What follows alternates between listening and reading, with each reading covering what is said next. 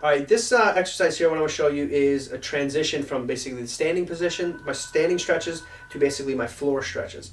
And so what I want to do here is, again, because getting down to the ground is a little bit difficult, so I'll try to use my bed, so I'll get to this position here. Now, what I try to do is I don't really want to waste energy.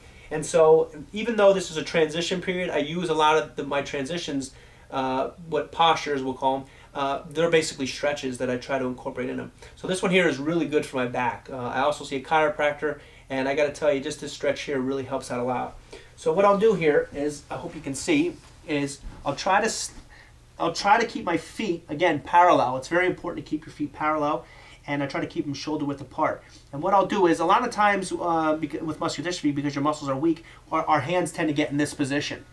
So we really lose the ability for it to be in this position. And so with this position here, what I try to do with this stretch here is I try to put my hands straight, and then I try to push through my palms and also push through my feet. Now, a lot of my weight is obviously through my feet. So this here is just to get my arms to remember, what does it feel like to be in this position? So what I'll do is I'll take a couple deep breaths in this position, and then what I'll do is I'll just kind of collapse. And as I collapse, I can feel literally my vertebrae just starting to crack. Basically because the gravity is pulling my body down.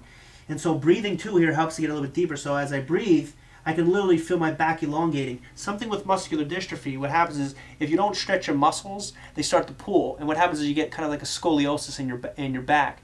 I'm not saying that that's the cause of it, but in my opinion, by not stretching those muscles back there, everything starts to tighten up. So by doing back exercises and stretching it out, elongating it, it's helping your body to stay long. It's helping your muscles to stay loose.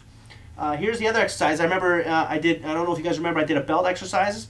What I do is I try to strengthen my hips. So I'll bend my feet a little bit, and I try to do this 10 times. Again, breathing is very important.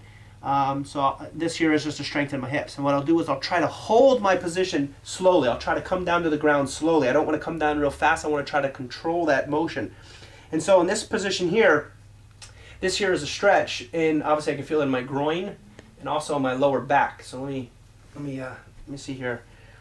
So what I'll do is I'll hang out here for, I don't know, a couple minutes or so, and then what I'll do is I'll use my bed frame. Hopefully you can see this. Obviously the mattress is in a frame here, in a metal frame. I'll stick my fingertips in there. Well, actually I stick my thumb because it's a little easier just to hold my body, because my fingertips, I'm not too confident in them holding me. And what I'll do is, making sure, again, your feet have to be pointing forward. I'll just slowly lower myself back, and I'll push through my heels, and I'll kind of try to push my butt into the ground. And basically this position here, I can feel this in my low back. This is probably one of my favorite stretches to do. Again, I try to push through my feet evenly, okay, so that my ankles aren't rolled to the sides, it's pushing through evenly. And then just basically breathe. And then, you know, sometimes if you want to get a little bit deeper, you just look down, and then just breathe and just push through the back there. And I'm telling you, this stretch is probably like I said, is probably one of my favorite stretches. And so, like I said, you know, this is a transitional stretch because you can't really get in this. I can't get in this position if I were to sit on the ground. So it's really nice for me when I'm standing to get to the ground to get in this position. And so basically, then those are that's my transitional. And then, you know, obviously now I'm on the ground, and so now I don't have to worry about, you know, using up a lot of energy to get up from the floor to do standing exercises. So I do all my standing first, and then I go to the floor, or I'll do all my floor exercises and then go to my standing exercises. So now in these next series of videos, I'm going to show you basically ground exercises.